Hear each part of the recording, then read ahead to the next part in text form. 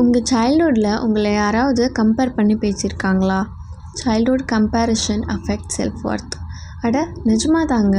சின்ன வயசில் குழந்தைங்கள அவனை பாரு எவ்வளோ நல்லா படிக்கிறான், அவளை பாரு எவ்வளோ ஸ்மார்ட்டாக இருக்கான்னு இந்த மாதிரி கம்பேர் பண்ணும்போது அந்த நேரத்தில் ஜஸ்ட் நார்மல் தான்னு தோணலாம். ஆனால் அதே வார்த்தைகள் அந்த குழந்தைங்க வளர்ந்ததுக்கப்புறம் அவங்க மேலே அவங்க வைக்கிற நம்பிக்கையே பாதிக்கும்னு சொன்னால் நம்புவீங்களா? But it's true.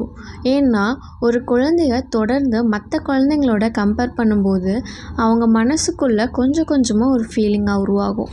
நான் இன்னும் நல்லா இருக்கணுமோ, மற்றவங்க மாதிரி நான் இல்லையோன்னு இந்த மாதிரி தாட்ஸ் நாளைக்கு அவங்க கான்ஃபிடென்ட்டே பாதிக்கலாம்.